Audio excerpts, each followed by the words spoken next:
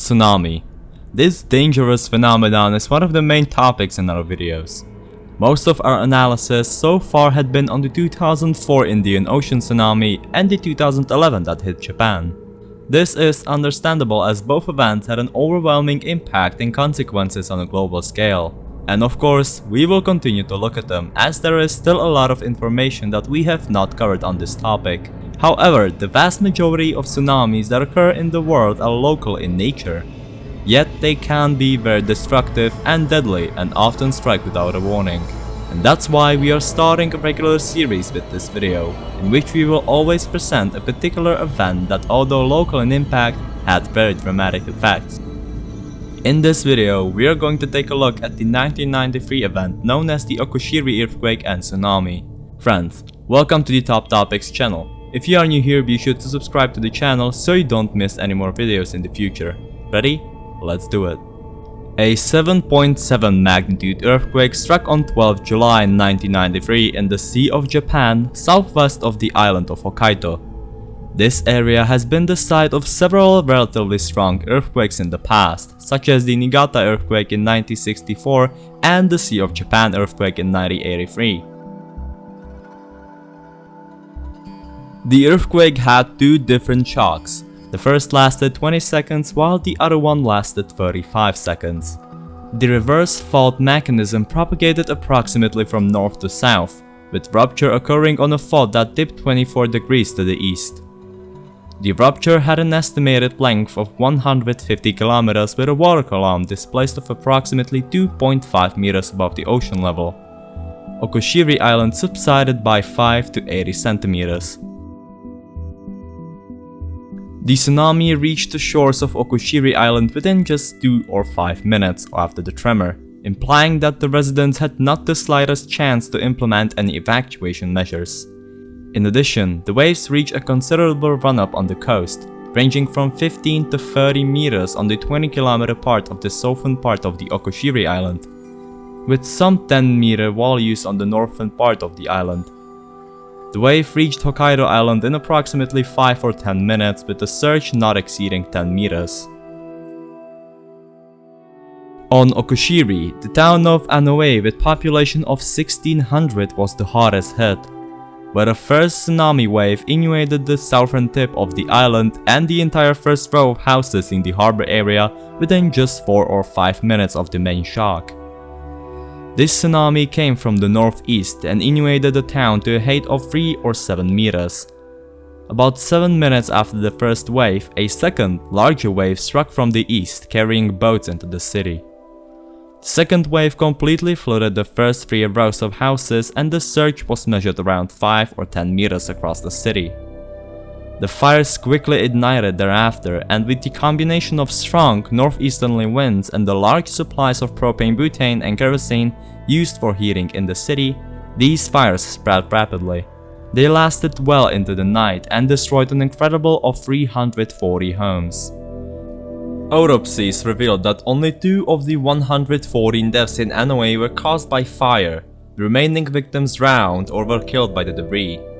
Anoe was the hardest hit developed area of the island despite the existence of a massive 4.5 meter breakwater and 10 meter high sand dunes. These did slightly reduce the run-up, but by a maximum of 10 meters, and the breakwater was fatally damaged. The extent of damage to Anoe is shown on these slides. The damaged breakwater can be seen in the foreground. The houses in the central part of the photograph were inundated by the tsunami waves that reached up to 5 meters high. The smoking remains of more than 200 houses can be seen to the right of these houses.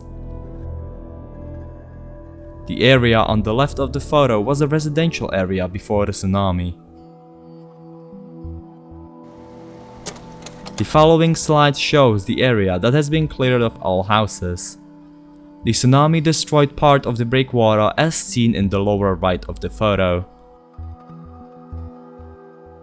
Although the breakwater efficiently reduced the amplitude of the wave run-up, it was eventually overflowed and damaged by the second wave in particular. Note also the scattered fishing boats in the middle of the photo. These shots were taken from the helicopter the morning after the earthquake. A similar quarry tsunami occurred at the northern point of Okushiri Island in Niihau, where 13 people were killed and all houses were destroyed by the waves that exceeded 10 meters. The eastern side of the Okushiri Island was less affected, with tsunami waves between 2 and 5 meters. The tsunami also hit the island of Hokkaido, where it reached Ora Bay in particular and destroyed 5 houses. The tide in this area was 9 meters. Damage was also observed on Setana due to a 6-meter surge.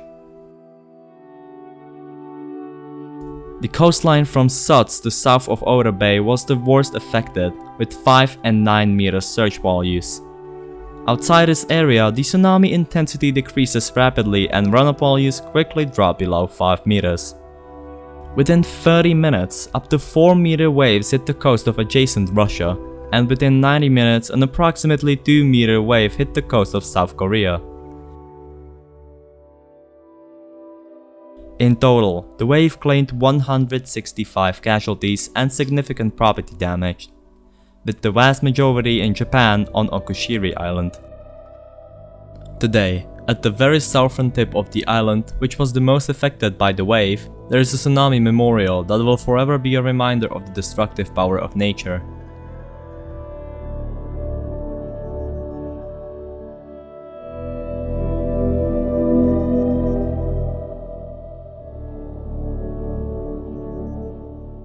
As you will notice, the surrounding buildings, including the lighthouse, have long since been restored.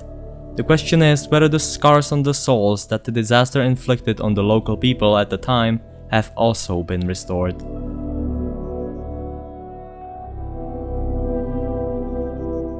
Considering the intensity and size of the wave and the fact that it came so quickly to the coast, it is actually a miracle that there are not any more casualties.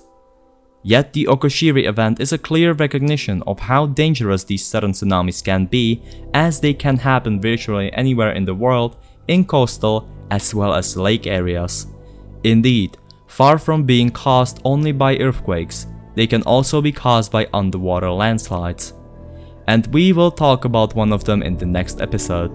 Folks, that's it for this video. If you liked it, don't forget to like, subscribe to the channel and hit that notification bell so you won't miss any videos in the future, and I'll look forward to seeing you at the next video.